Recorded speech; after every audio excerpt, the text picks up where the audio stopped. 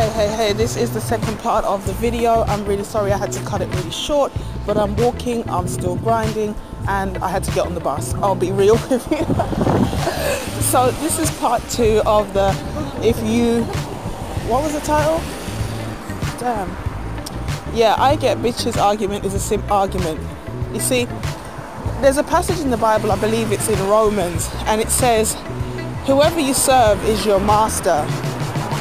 When you as a man get your validation from women, and when you determine your masculinity or your place in the hierarchy amongst other men based on how much female validation you are getting, you are basically a slave to that thing.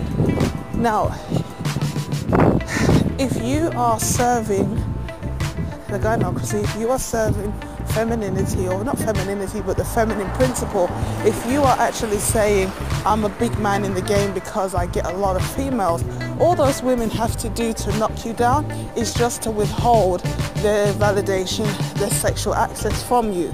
Now you think that you are no longer a man because you're not getting validation from a worthless source. Now I'm not saying that all women are worthless, I'm not saying that all women are no good, but what I am saying is, to quote Rolla Tomasi, you are not making yourself your own mental point of origin.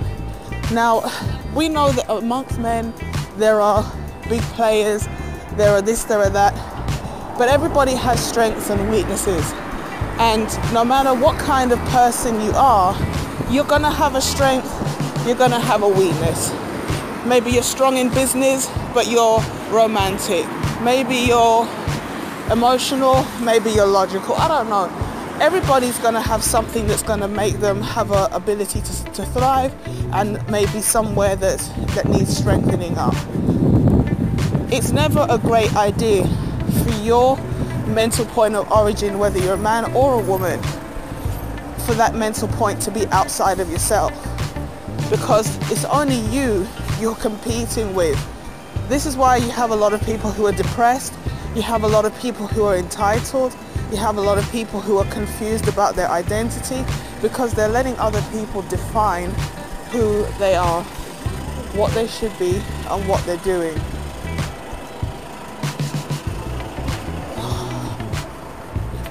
Don't you just love it when you go to cross the road and people park on the crossing? I'm just looking at the guy. I want him to know I'm angry with him. So, you see, I'm making the two men who parked on the crossing my mental point of origin. Now I'm annoyed. Do you see what happens? I'm going to turn into Elliot Roger in this joke, you know, I'm not going to do that. So, I really got to stop digressing because I always forget where I was. So when you have your mental point of origin outside yourself, whatever you're investing in, or whatever you're vesting your identity in, that thing can be removed.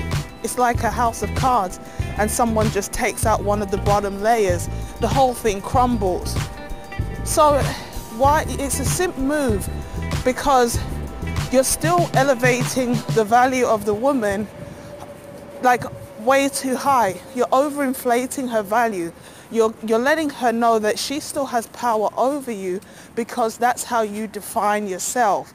It's sad and it's embarrassing when you see grown men saying to other men, well, I get bitches. No one cares.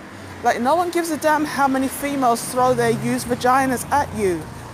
Because at the end of the day, that still can't go to the bank. Unless you're a pimp, you can't take that to the bank.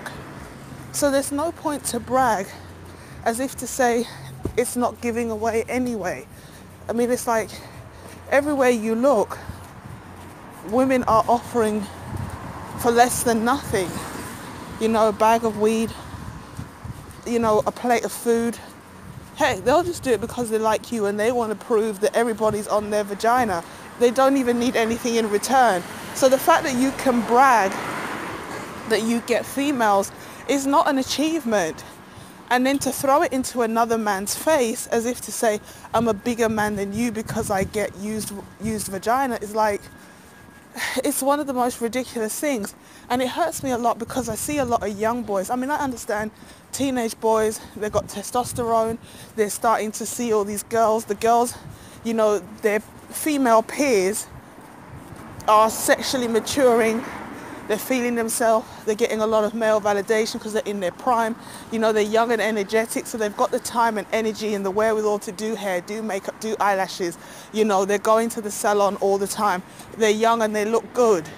So now they have that sexual awareness because they're getting that kind of attention. And obviously their male peers are seeing that as well, but their male peers are like, they're just hot. That's all it is. They're young, they're horny, but the young girls don't see them because the young girls are like, I want an older dude. And it's like, it's sad because if at this young age these young men were guided to not see having lots of sexual conquest as, you know, the be-all and end-all of their masculinity, they wouldn't make a lot of the mistakes that they make at that young age when they should be getting, you know, on their purpose, grinding it out and everything like that. But because a lot of these young men are not guided, you know, their version of a role model is what they see on the TV. This is why I always get on about the rappers. People say, oh, you know, rap is not this. But rap is a culture. It comes with certain paraphernalia, shall we say. It comes with a lifestyle. This is why I was having this argument with his brother about Nipsey Hussle. I might even do a video because I maybe have to eat a little humble pie that he wasn't truly in the streets like that. But Nipsey Hussle still portrayed himself like a person from the street. And he did that to be accepted by people in the street and then ended up being killed by people in the streets. So trying to come down to the level of the people, did it really help him? But that's not what this video is about. But I kind of done my Nipsey Hussle video now, so I might not do it anymore. So give it a double like. I'm joking. So coming down to the level, you know, even if Nipsey Hussle wasn't in the street like that, he still presented himself like the regular typical thug in terms of the way at least he looked. And a lot of the young people who are looking to these rappers, these artists and celebrities, they're being misguided. Now, I don't believe it's the job of anybody except parents to teach kids. So therefore, I can't really put all the blame on people who just want to make money. They're making money by selling people what they want. And it's unfortunate this is the kind of stuff we want. The very stuff that destroys us as a group is what we want. You know, I do believe that sex is used as a weapon to destroy the black community because the foundation of any functioning society, or any society functioning or not, is the family. And we know that black families are some of the most disjointed, they're some of the most dysfunctional, there's a lot of issues in there, a lot of single motherhood, a lot of negative attitudes, and all of those things combined mean that before people even right the wrongs and kind of have a reflective moment where they go back and they understand where their parents went wrong, where they were going wrong, they've already started having kids. So they've already started to infuse the next generation with this negativity. Okay, so it's important to understand that any man who's telling a guy, you know, I'm a big man in the game because I get a lot of women, or I get more women than you, is a low-key simp. And you can tell them I said that, because no man should be bragging about how many females he gets when that's not the standard of masculinity in any other group. The successful, productive groups of individuals are not judging their masculinity by how many women they get. This is a fundamental reason why, as a people, we're having these problems. So let me know what you think in the comment section. Is bragging about the number of women you get low-key simping?